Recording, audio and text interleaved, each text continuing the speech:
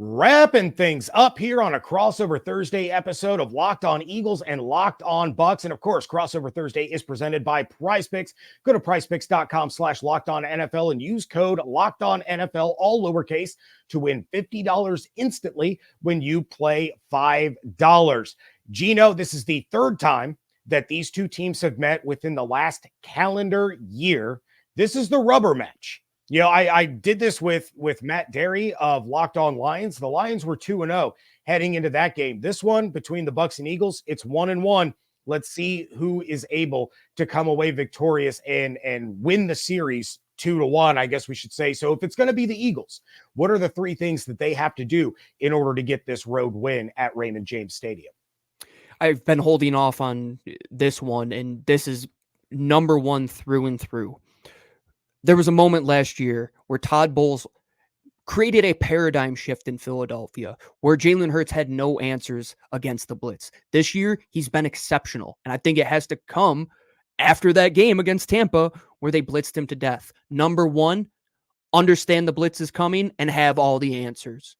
Number two, like I mentioned with Jalen Hurts, put a stop to the turnovers. You're the quarterback. Lead by example. When you're good, you're a top 5 quarterback in terms of EPA per drop back. You put this team in a position to succeed week in and week out. You have to go and lead by example. You can't continue to turn the ball over.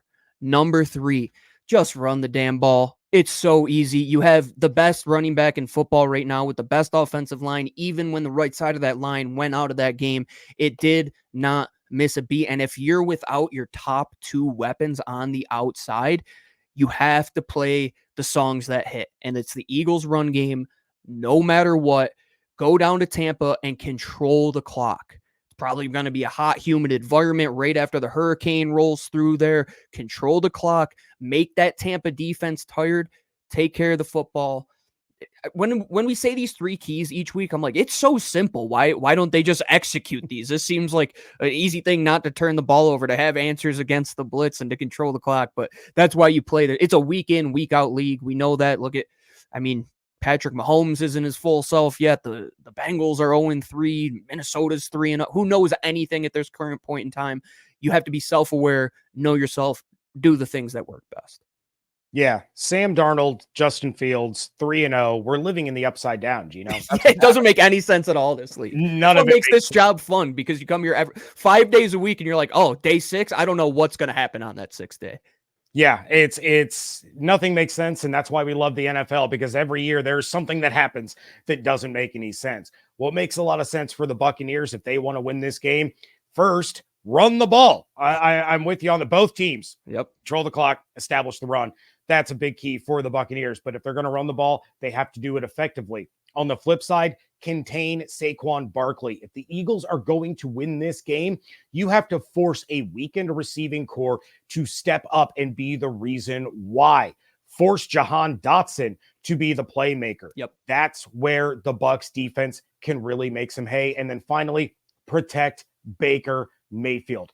The Eagles are going to get a heavy dose of Bucky Irving, who is one of the most elusive backs in the NFL without a lot of opportunity. Only 25 carries on the season, but he has 154 yards. He's averaging 4 yards a carry after contact. That is huge. The Bucs have to make sure that he is one of the focal points of this offense and really gets that run game going. Then you can bring in Rachaad White to hit him with a little bit more power than elusiveness like Bucky brings. Protecting Baker Mayfield. I mentioned it earlier. 1 sack in week 1. He's been sacked 12 times over the last 2 weeks. It is ruining what this offense is capable of because they haven't been able to protect Baker Mayfield. That can change if Luke Gedeke is good to go this week and make his return after missing the last 2 weeks with a concussion. And then you said it, Gino, Saquon Barkley is the best running back in the NFL right now. The Bucs are allowing the 8th most rushing yards per game in the NFL at 137.7. Most of those have come on the legs of Jaden Daniels and Bo Nix. They've been able to shut down some of these running backs. Also worth noting, the Eagles allow the 9th most at 134.7. But You have to contain Saquon Barkley and force Jalen Hurts to beat this defense with some average to below average receivers should A.J. Brown and Devonta Smith not play. I think you hit it right on the head, and it's going to be a chess match because that's what the NFL is each week. How can we get, let's say, 75% of our guys, because of injuries, in the best position against a team that they're in the same position you are? Injuries are a thing that happen in the National Football League. They were an excuse for you the last time you went down to Tampa Bay. Oh, we don't have A.J. Brown. This thing has been terrible. We're got 9 losses in our last 10 or whatever that ridiculous number was.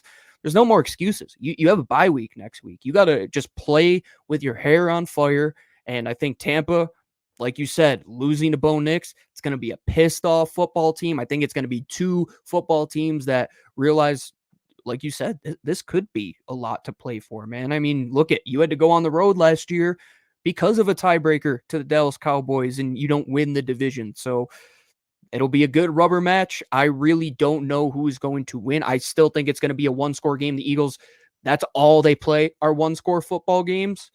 Could be coming down to the last drive like it has every single week, and that's how the Eagles are. They stress the hell out of me, and I'm sure the same way with the Bucs.